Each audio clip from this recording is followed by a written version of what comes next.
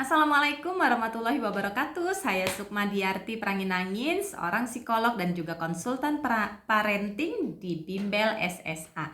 Kali ini saya akan melanjutkan sesi parenting talk kita, yaitu menjawab pertanyaan dari ayah bunda terkait dengan pola pengasuhan dan pendidikan anak.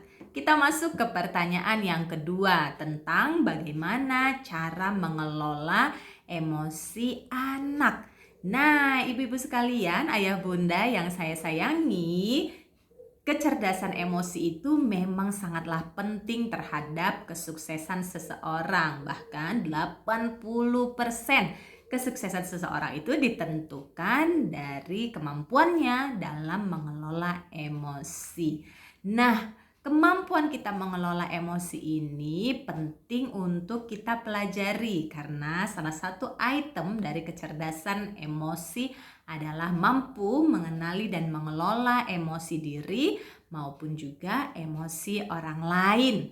Maka ayah bunda sekalian, ketika kita mengenali bahwa kondisi emosi anak kita sedang tidak baik-baik saja, dia sedang ngambek, dia sedang marah, dia sedang kesel, dia sedang capek, dia sedang sedih, maka harus dikenali.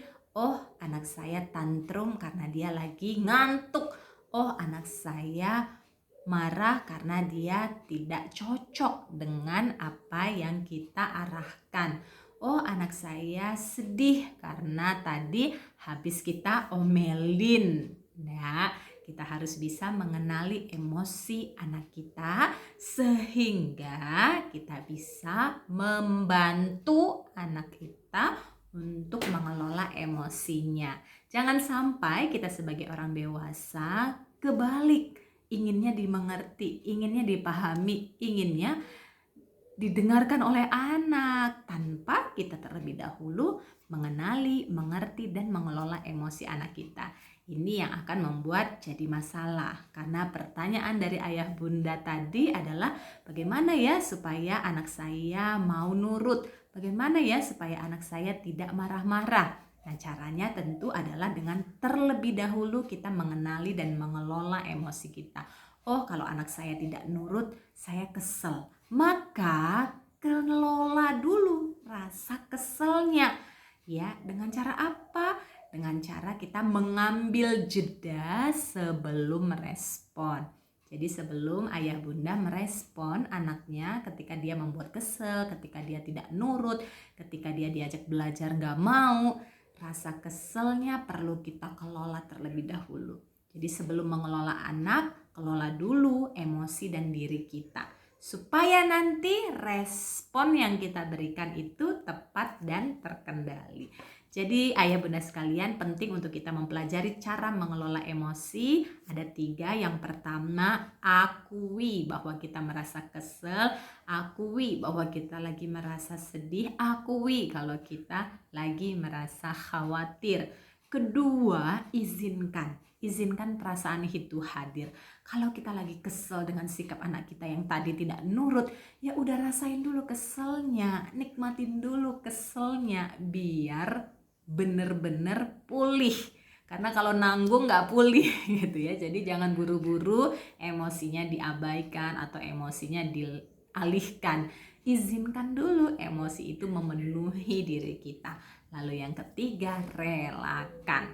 Ya, setelah diakui, setelah diizinkan, maka kemudian direlakan emosi tersebut pergi dari diri kita. Udah cukup deh keselnya gitu ya. Jadi terima lalu dilepaskan lagi dan direlakan emosi itu pergi. Nah, cirinya adalah kondisi kita sudah tenang, sudah damai. Tadinya kesel, sekarang sudah damai, sudah tenang, sudah ridho lagi kepada anaknya.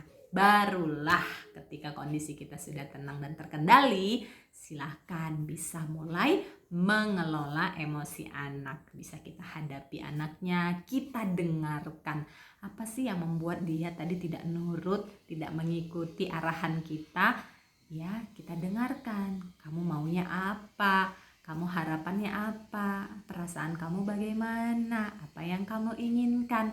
barulah kita bisa menjalin komunikasi yang positif kepada anak kita ketika emosi kita sendiri sudah tenang dan terkendali. Jadi ayah bunda, cara agar kita bisa mengelola dan mengkondisikan anak seperti harapan kita adalah mulai dulu dengan mengkondisikan emosi dan diri kita. Setelah tenang dan terkendali, baru silahkan merespon dan mendekati ataupun meluruskan hal-hal yang belum sesuai pada diri anak kita. Semoga bermanfaat dan semoga kita menjadi orang tua yang lebih cerdas mengelola emosi agar anak-anak pun bisa meniru dan meneladani kita menjadi anak-anak yang juga cerdas emosinya. Semoga bermanfaat.